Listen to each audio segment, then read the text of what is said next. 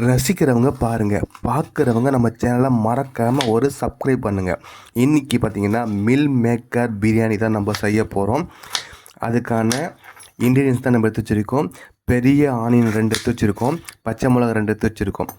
அது கூட பார்த்திங்கன்னா மில் மேக்கர் கழுவி ரெடி பண்ணி வச்சுருக்கோம். இங்கே பாருங்கள், குட்டிஸாக இருக்கும். மில் மேக்கர் பெருசாக பார்த்துருப்பீங்க. இது எல்லாமே குட்டிஸாக குட்டி பசங்க விரும்பி சாப்பிட்ற மில் மேக்கர். இது மில் மேக்கர் பார்த்திங்கன்னா ஒரு 10 நிமிஷம் நம்ம ஊற வச்சு நல்லா கழுவி வச்சு எடுத்துருக்கோம். இது குட்டி பசங்க ரொம்ப விரும்பி சாப்பிடுவாங்க. ஏன்னா பெருசாக போடும்போது அப்படின்ற மாதிரி ஒதுக்கி வச்சுருவாங்க. ஆனால் குட்டி மீல் மேக்கர் போடும்போது பார்த்திங்கன்னா பசங்க ரொம்பவே வாய்க்கு ருசியாக, வாய்க்கு அடக்கமாக எல்லாமே சூப்பராக அமையும். அதனால் இன்றைக்கி மீல் மேக்கர் பிரியாணி தான் நம்ம செய்ய போகிறோம். வாங்க வீடியோக்குள்ளே பார்க்கலாம். கண்டினியூவாக நம்ம வீடியோவை பார்த்துட்டே இருங்க. புது புது வீடியோ சமையல் எல்லாமே உங்களுக்கு வந்துகிட்டே இருக்கும்.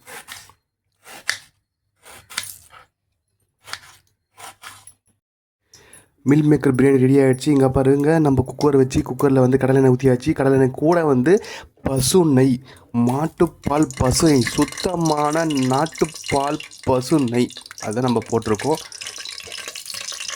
ஏன்னா அந்த பசு நெய் சேர்த்து எப்போ என்ன வெடிக்குது.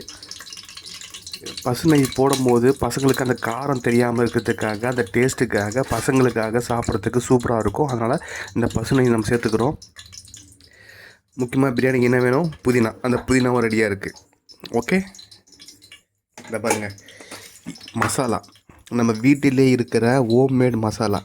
பட்டை, லவங்கம், ஏலக்காய், ஸ்டாரு, அத்திபுத்தி, லவங்கம் எல்லாமே இருக்குங்க. பாருங்கள், முக்கியமாக இலை, பிரியாணிக்கு இலை.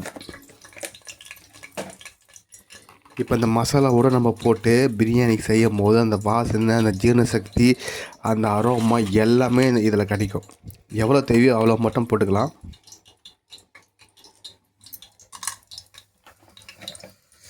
போட்டுக்கினாச்சு, நல்லா விதக்கலாம். பிரியாணிக்கு தேவை சீரக சம்பா ரைஸ் தான். நம்ம பாசுமதி போல் சீரக சம்பா, அது ரொம்ப நல்லது. அதனால் சீரக சம்பா சேர்த்துருக்கோம்.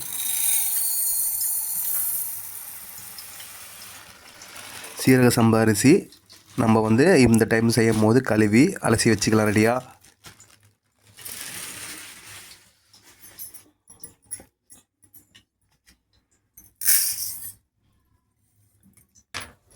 கட் பண்ண ஆனியனை இதில் போட்டுக்கலாம்.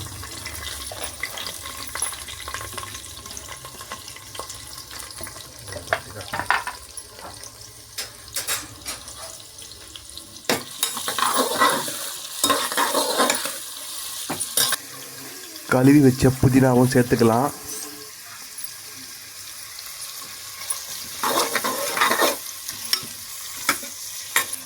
கொஞ்சமாக கல்லுப்பு சேர்த்திக்கலாம்.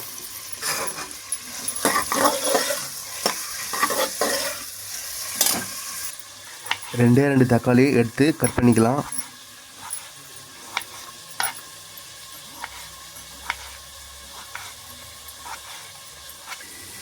இஞ்சி பூண்டு பேஸ்ட்டு அரைச்சி வச்சதை நம்ம போட்டுக்கலாம் தேவையான அளவு. நம்ம இஞ்சி பேஸ்ட்டு ஆல்ரெடி அரைச்சி நம்ம வச்சு போகிறடியாக அது ஃப்ரெஷ்னஸ் வரத்துக்காக நம்ம என்ன பண்ணுறோன்னா, பச்சை மிளகா ஒன்று கூட போட்டு அரைச்சி வச்சிங்கன்னா நல்லா ஃப்ரெஷ்ஷாக இருக்கும். அதோடய கலரும் பார்த்திங்கன்னா மாறாமல் அப்படியே இதாகவே இருக்கும். அப்படி இல்லைன்னா கடலை எண்ணெயை கொஞ்சம் சேர்த்து போட்டு அரைச்சிக்கலாம். ரெண்டுத்தில் எது வேணாலும் உங்கள் டிசிஷன் தான்.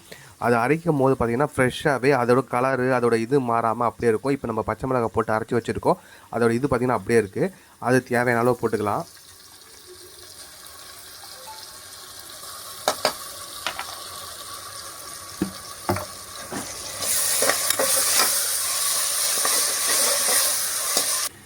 நம்ம அரிஞ்சு வச்ச தக்காளி அதில் போட்டுக்கலாம்.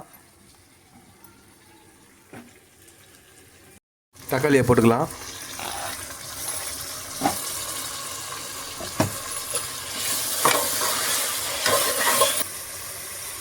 வீட்டிலே அரைச்ச மஞ்சள் தூள்,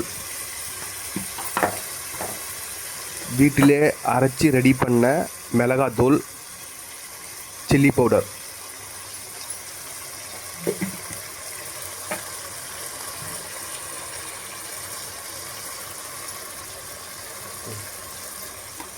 வீட்டிலே அரைச்சி ரெடி பண்ண கரம் மசாலா,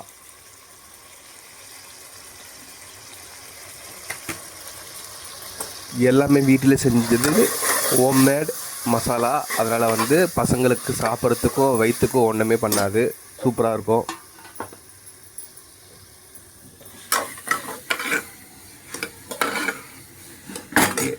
மீல் மேக்கரை வந்து குட்டி மீல் மேக்கரை கழுவி ரெடி பண்ணி ஊற வச்சுது இதில் போட்டுக்கலாம்.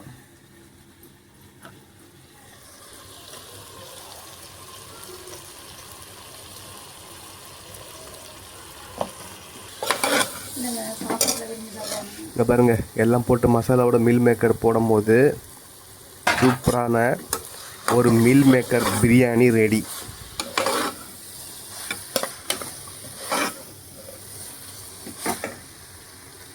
நல்லா ஒரு 2 மினிட்ஸ் நல்லாத்தையும் மசாலாவோட போட்டு மிங்கிள் பண்ணி கலரலாம். ஆல்ரெடி கொஞ்சம் கல் உப்பு போட்டிருக்கு, இப்போ திரும்ப கொஞ்சம் சேர்த்துக்கலாம் தேவையான அளவு.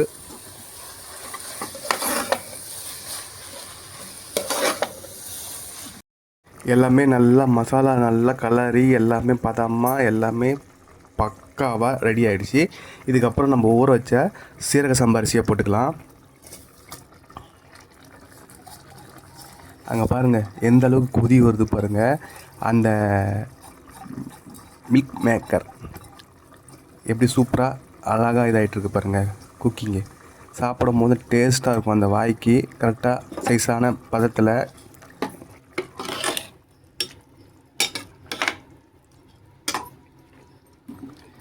சரி, இதுக்கு மேலே கொஞ்சம் புதினா தலையை போட்டுக்கலாம்.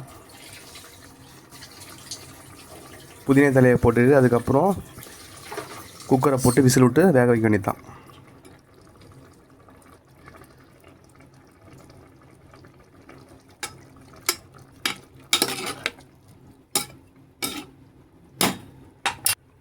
குக்கரை மூடி விசில் விட்டுக்க வேண்டியது தான். 2 விசில் விட்டால் போதும். இந்த இதுக்கு நல்லாவே வெந்துடும்.